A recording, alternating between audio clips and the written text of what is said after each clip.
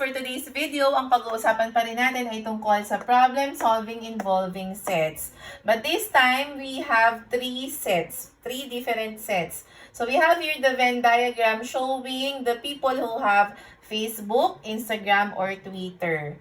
Okay, now, sasagutan natin itong mga questions na to. Meron pa tong kadugtong ha, with regards to the given Venn diagram. Let's have the first one. How many people have Facebook? Ilan daw lahat ang may Facebook? Now, looking at our Venn diagram, tingnan nyo yung circle ni Facebook. Mag-focus kayo doon sa blue na circle. So, ilan lahat ang may Facebook? Let's add ha. We have there 8 plus 2 plus 5 plus 7. Ilan lahat siya? 8 plus 2 is 10, plus 5, 15, plus 7, that's 22. So, lahat ng may Facebook ay 22. Okay? Now, how many people have Facebook only? Ilan lang daw yung may Facebook lang? Now, kung titingnan niyo yung Venn diagram natin, pag tiningnan natin tong 5, si 5 may Facebook, may Instagram, so hindi siya dapat kasama. Etong 2, meron siyang Facebook, may Instagram, may Twitter, so hindi din to kasama. Si 7, hindi din kasi siya din ay may Twitter at may Facebook pa. Ang kailangan natin, Facebook lang. So, paano natin siya titingnan? Takpan natin yung circle ni Instagram at ni Twitter. So, ang matitira, ilan lang? Ito lang. Siya lang yung may Facebook lang. Yung nasa circle lang ng blue. Hindi na to kasamang yung naka-overlap kay red at kay green. So, we have there 8. Okay, now, how many people have Instagram? Ilan daw ang may Instagram? Tingnan natin ha, yun yung nasa red. Tingnan natin ilan sila. So, we have 5 plus 2 plus 3 plus 4. Circle ng red ha. 5, 2, 3, 4. So, 5 plus 2, 7 plus 3, that's 10. Plus 4, you have 14. So, 14 people have Instagram. Now, how many people have Instagram only? Ang kailangan lang natin yung Instagram lang ang meron siya. So, anong gagawin natin? Takpan natin yung naka-overlap ni red kay Facebook at kay Twitter. So, ilan lahat? Ilan lang siya? 3 lang. Okay? Now, how many people have Twitter? Ilan daw lahat-lahat ang may Twitter? So, ang titignan natin yung nasa green na circle. So, ilan lahat yan? Let's add. We have 7 plus 2 plus 4 plus 6. 7, 2, 4, 6. So, pabaliktad natin i-add para mas mabilis. 6 plus 4, 10 plus 2, 12 plus 7. You have 19 people. Dali lang, di ba? Okay, now how about number 6? How many people have Twitter only? Ang kailangan lang natin Twitter. So, takpan natin yung ka-overlap niya sa Facebook at Instagram. Ilan ang matitira? Ito lang. 6 lang.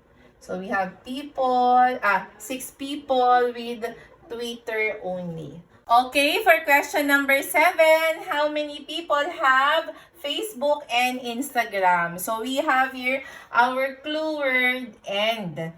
And when we are dealing with "and", we are dealing with the intersection, kung saan nag-intersect, or kung ano yung may pareho sila. Okay, for this case, dapat meron ng Facebook, meron pang Instagram. So, looking at the Venn diagram, so, eto yung Facebook, or yung may Facebook, eto ngayon yung may Instagram. Tignan mabuti ha, ilan yung may Facebook na, ilan yung may Instagram pa. So, if we are going to have it, eto yung may Facebook, so, eto yung intersection ni Facebook at ni Instagram. So, merong dalawa, di ba? We have 5 and then 2. So, 5 plus 2, you have 7. Okay, now, how many people have Instagram and Twitter? So, and ulit siya. So, we are going to deal with the intersection. Dapat may Instagram na siya, may Twitter pa siya. So, let's check the circle of Instagram and Twitter. So, if we are going to look at the circle, ang intersection nila, ito yung para kay Instagram, ito yung para kay Twitter. So, nag-intersect yan dito. We have 2, okay, plus 4. 2 plus 4 is how many? That's 6. So, merong 6 na may Instagram na may Twitter pa. Now, how about this one? How many people have Facebook and Twitter? Ilan daw yung may Facebook na may Twitter pa? Intersection. Kasi and siya, di ba? So, asan si Facebook? Ito si Facebook. So, ito yon. And then, yung Twitter natin, ito. So, that's 2 plus 7. And 2 plus 7 is 9. Okay? Now, for question number 10. How many people have Facebook and Twitter and Instagram? So, lahat sila, or yung isang tao na yun, meron siya nung lahat, nung tatlo. May Facebook na, may Twitter na, may Instagram pa. So, saan natin siya makikita?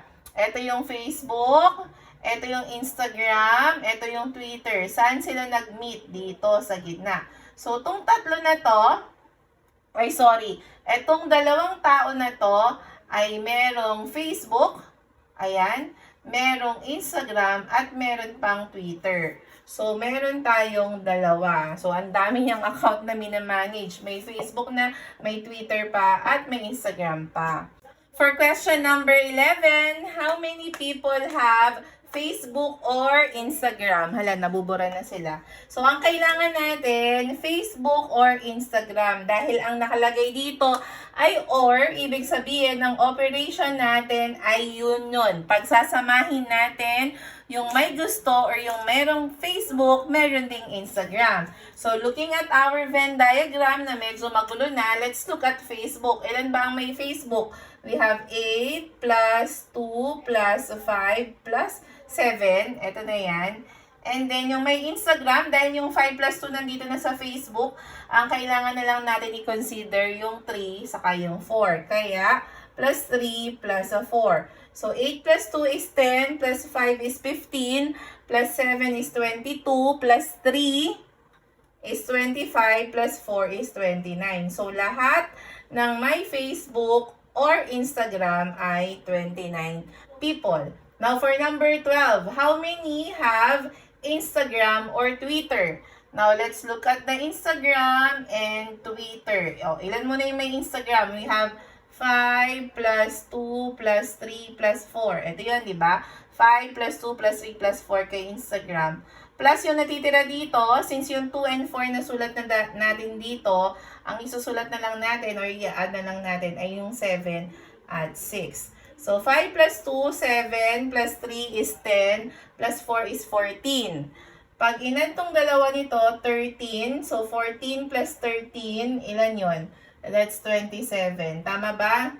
7, 10, 14 plus 13, 27. O, check tayo dyan.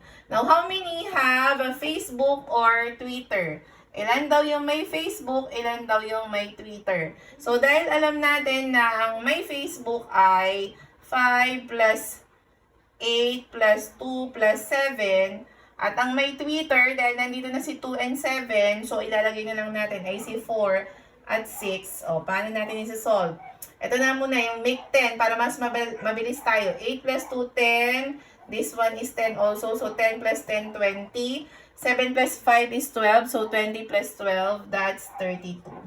Okay? So, lahat ng may Facebook or Twitter ay 32. Ngayon, kung naintindihan nyo ang video na ito at nakatulong sa inyo sa pag-aaral about problem solving involving sets, i-comment yan sa ating comment section, ha? And please don't forget to follow our page and i-share din yung mga videos natin para marami pa ang matuto sa math. At laging tandaan, let's spread the love of math at mag-aral ng mabuti. Bye!